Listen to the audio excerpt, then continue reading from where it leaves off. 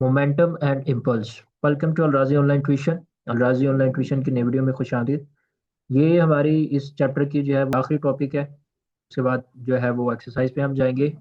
इस वीडियो में हम momentum, impulse, Newton second law of motion in terms of momentum and principal of conservation of momentum, जिसको हम law of conservation of momentum भी कहते हैं, हम इसको कवर करेंगे। सबसे पहले आ जाते हैं मोमेंटम पे। मोमेंटम से क्या मुराद है?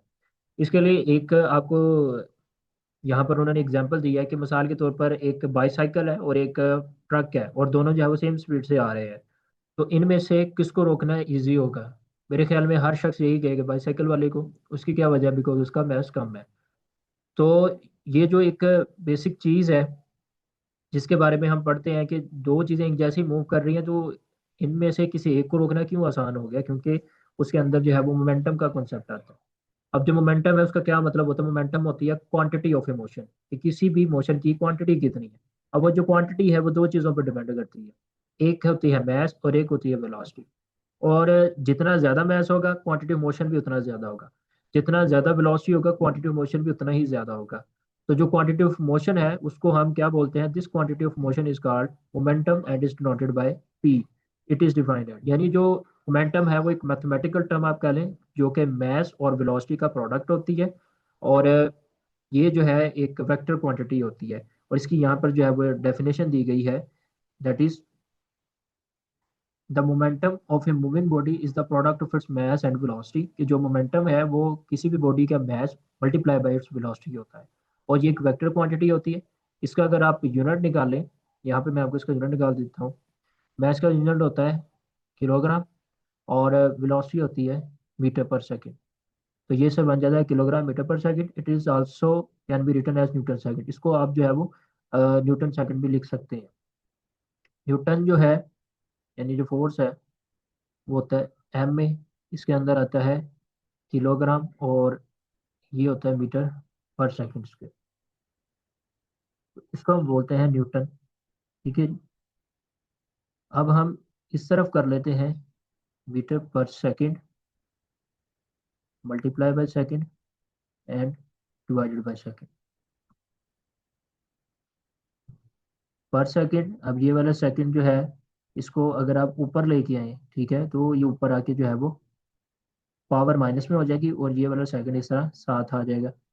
और ये बन जाएगा किलोग्राम मीटर पर सेकंड स्क्वायर। बेस सेम हो तो पावर ऐड हो जाती है।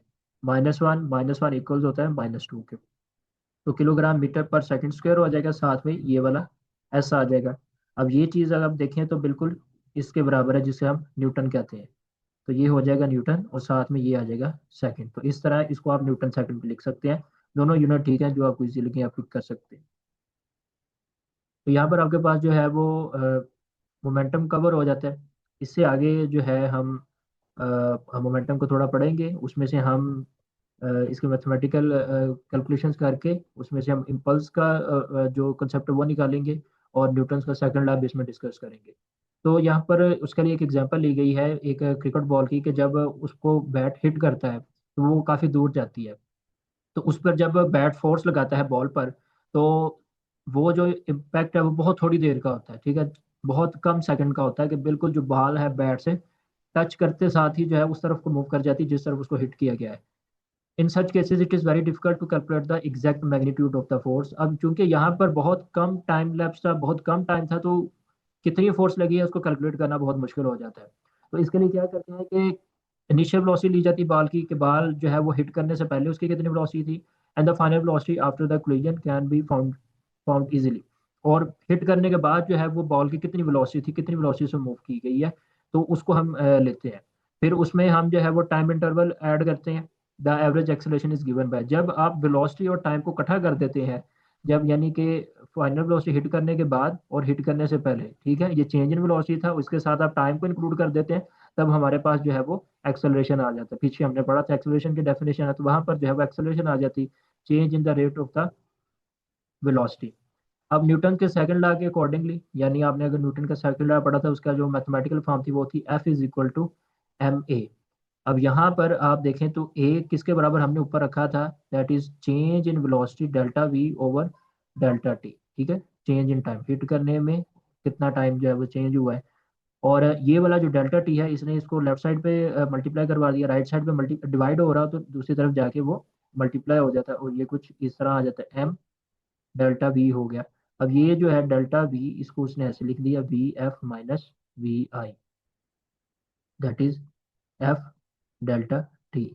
अब यहाँ पर हमें फोर्स का नहीं पता, और टाइम लैप्स बहुत कम था, ठीक है, जो कि उसको कैलकुलेट करना मुश्किल है। Delta T can not be exactly known, ठीक है, एग्जैक्टली उसको कैलकुलेट करना मुश्किल था, but the product which is equal to the change of the momentum can be calculated.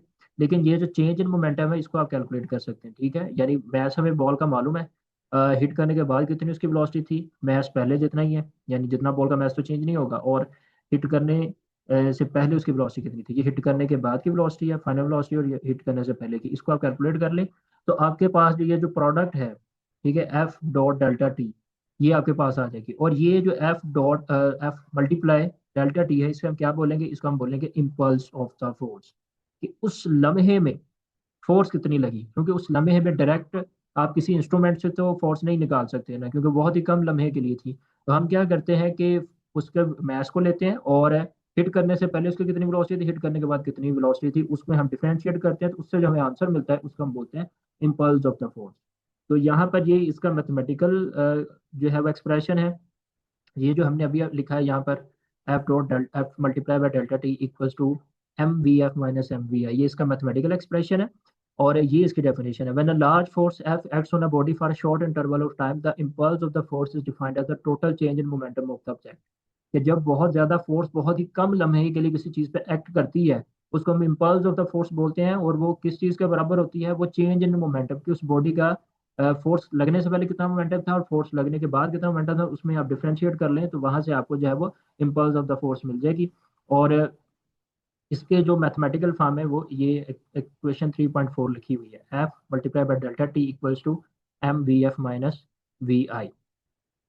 अब इससे आगे चलते हैं, यहाँ तक इम्पल्स ऑफ द फोर्स हो जाती है। अब ये जो एक्सप्रेशन था, F multiply delta T equals M delta B, यहाँ पर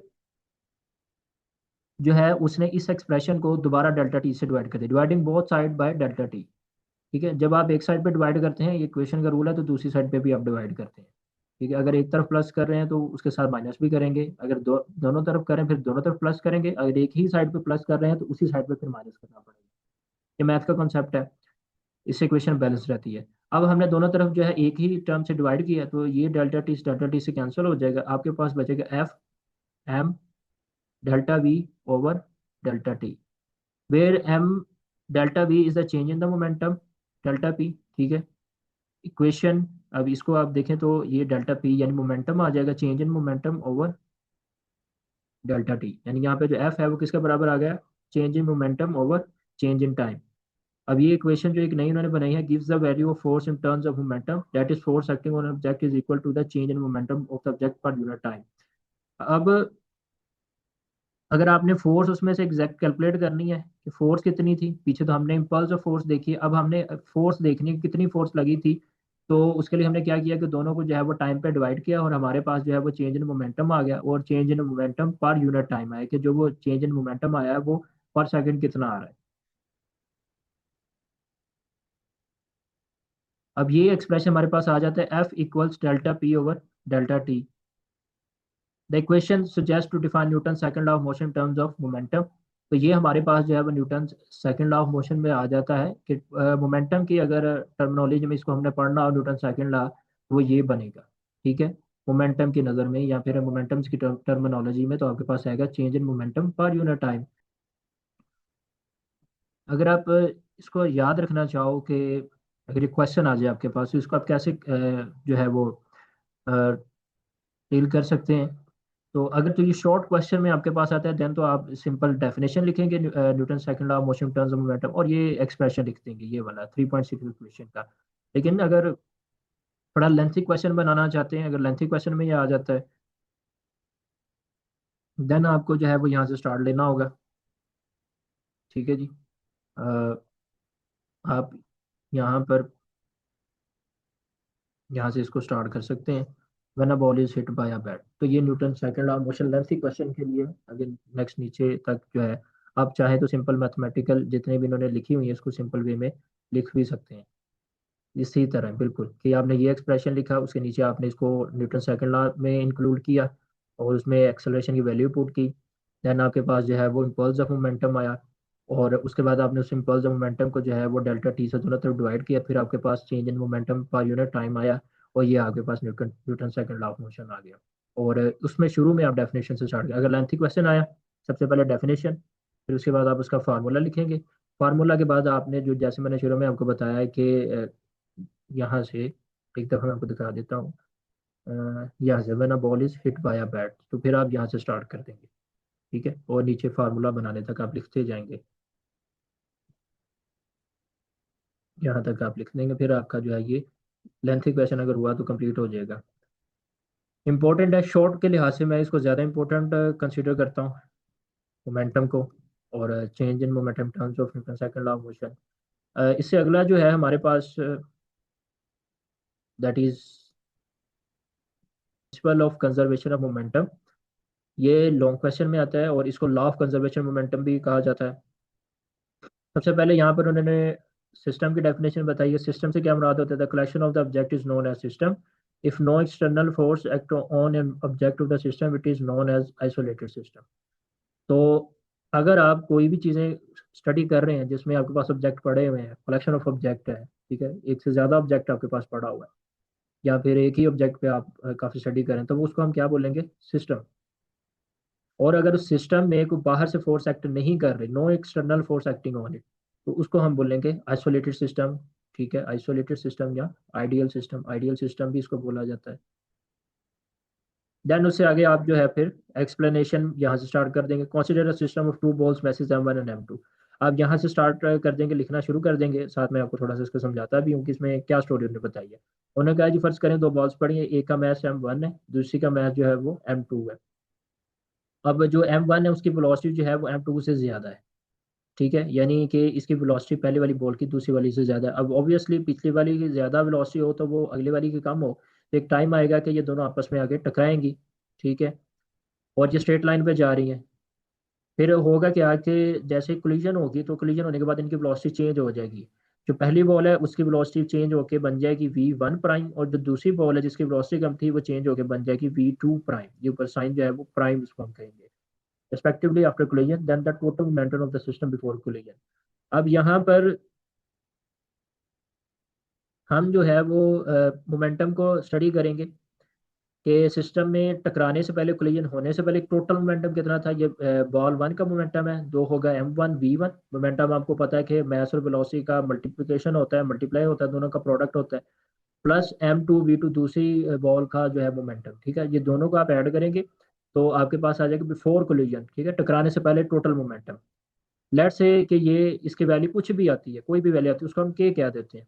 और टकराने के बाद का जो मोमेंटम है, ठीक है, जैसे हम टकराएंगे उसके बाद आपको पता है उनकी वेलोसिटी चेंज हुई थी। मैथ तो वही रहा था, मैथ में चेंज नहीं आया, तो M1 उसके बाद जो V1 प्राइम प्लस M2 और V2 प्राइम, ये आ गया आपके पास। अब यहाँ पर ये जो सारा लॉ है इसका जो बताने का मकसद है वो ये है कि जो टोटल मोमेंटम था सिस्टम का वो टकराने से पहले अगर के था, तो टकराने के बाद जो उनकी वेलोसिटी में चेंज है उसको अगेन आप जो है वो मल्टीप्लाई करके आंसर निकालें, तो दोबारा जो टोटल मोमेंटम आएगा वो बिल्कुल वही वैल्यू देगा जो पहले। तो इस सारे जो प्रिंसिपल का जो कंसेप्ट है, कोर कंसेप्ट है, वो ये है कि जो मोमेंटम है वो सिस्टम का हमेशा कंजर्व रहता है, एक जितना ही रहता है। अगर आप यहाँ पर देखें तो टकराने से वेलोसिटी में चेंज तो आया होगा दोनों बॉल्स की। तो यही बात उसने बताई थी कि टकराने से पहले अगर आप उनका टोटल मोमेंटम कर लें दोनों बॉल्स का, और टकराने के बाद कर लें दोनों बॉल्स का, तो उनका सेम आंसर आएगा, ठीक है, टोटल मोमेंटम हमेशा सेम रहेगा। यही उसने बात बताई थी, the principle of conversion of momentum states that. अब ये बात जो आगे वो बताने लगा है, if no external force act on an isolated system the final total momentum of the system is equal to the initial total momentum of the system. कि आइसोलेटेड सिस्टम में, यानी आइसोलेटेड सिस्टम भी वही होता है जिसमें बाहर से कोई फोर्स एक्ट ना करे। ये आइडियल सिस्टम हम लेते हैं जिसमें फ्रिक्शन भी एक्ट नहीं होती है, फ्रिक्शन भी जो है एक्ट नहीं करती। और उसमें उसने बताया है कि जो सिस्टम का फाइनल मोमेंटम था, ठीक है, वो हमेशा इनिशियल मोमेंटम के बराबर होता है। यही बात उसने यहाँ पर बताई है, ये डेफिनेशन है इसकी। अगर सिंपल शॉर्ट क्वेश्चन में आए तो ये डेफिनेशन आप करेंगे, अगर लॉन्ग में आती है तो आप ये डेफिनेशन पहले लिखेंगे, उसके बाद आप फिर यहाँ से consider a system of two balls यहाँ से स्टार्ट करें, साथ में अगर आप ये बना दें फिगर बॉल्स की, बेस्ट रहेगा आपके लिए। इजी है, आप बना सकते हैं। This means that total momentum of the system before collision equal to the total momentum of the system after collision. यही उसकी सारी कहानी है कि कोलिजन से पहले जो मोमेंटम था उसको आप ऐड कर लें, वो हमेशा बराबर होगा कोलिजन के बाद वाले से, यानी इनिशियल मोमेंटम हमेशा बराबर होगा फाइनल मोमेंटम के। अब इसको एक्सप्लेन करने के लिए उसने बोला to explain this principle let us consider the collision of two identical ball in which the second ball is at rest. अब उसने थोड़ा सा सिनेरियो चेंज कर दिया समझाने के लिए। अगर आप कहते हैं कि सर लॉन्ग क्वेश्चन में हम इसको कितना लिखें, तो आप लॉन्ग क्वेश्चन के लिए यहाँ तक लिख सकते हैं, ये आपका लॉन्ग क्वेश्चन यहाँ तक कवर हो जाएगा। अगर आप यहाँ तक करते हैं तो ये यहाँ तक आपको, यानी कि वो कॉन्सिडर से लेकर पहले डेफिनेशन, उसके बाद कॉन्सिडर से लेकर नीचे सारी स्टोरी अगर आप यहाँ तक लिखे तो आपका लॉन्ग क्वेश्चन कवर हो जाता है। ये जो है सेकंड सिचुएशन उसने दी है जिसमें एक जो बॉल है वो रेस्ट पे होगी। अगर कोई सेकंड करना चाहता है तो उसका कोई इशू नहीं, वो सेकंड वाला कर ले, फर्स्ट वन की जगह वो यहाँ से ले ले, यहाँ से स्टार्ट कर ले और ये वाली शेप बना दे, ठीक है, तो उसका ये वाला भी एक्सेप्टेबल है। When there is a collision of two balls, there is a transfer momentum from one ball to another। अब इस सूरत में उसने ये बताया है कि एक बॉल जो है वो पीछे से मूव करी, दूसरी बॉल जो है वो रेस्ट पे है, तो वो पीछे से आके उससे टकराती है, टकराने के बाद क्या होगी, पहले वाली बॉल उसकी जगह पे रुक जाएगी, दूसरी वाली बॉल जो है वो आगे को मूव करना शुरू कर देगी। तो we will observe that there is a total transfer momentum. तो इसमें क्या होगा कि जो पहली बॉल का टोटल मोमेंटम था वो दूसरी बॉल में टोटली ट्रांसफर हो गया, कि जो पहली बॉल का मोमेंटम वो अपनी जगह पे रुक गया, और जिस स्पीड से मूव कर रहा था दूसरी बॉल भी उसी स्पीड से मूव कर रही थी। इस सूरत में दोनों का मैच जो है वो उसने सेम रखा हुआ है। Means that second ball gain momentum equal to the loss by the first one if the first ball stop after collision the second ball moves with the momentum of the first ball। यानी जितनी speed से पहली ball move कर रही थी टकराने के बाद दूसरी बॉल उतनी स्पीड से मूव करने लग जाएगी। This suggests that the total momentum of the two balls after collision remain the same as the total momentum before collision। यानी अब आप देखें कि जितनी स्पीड से पहली बॉल मूव कर रही थी टकराने के बाद दूसरी बॉल उतनी स्पीड से मूव करने लग पड़ी, तो इसका वही मतलब हुआ कि टकराने से पहले जितना मोमेंटम था टकराने के बाद भी उतना ही मोमेंटम होगा। The principle of conservation of momentum is applicable not only to the macro object but also for micro object.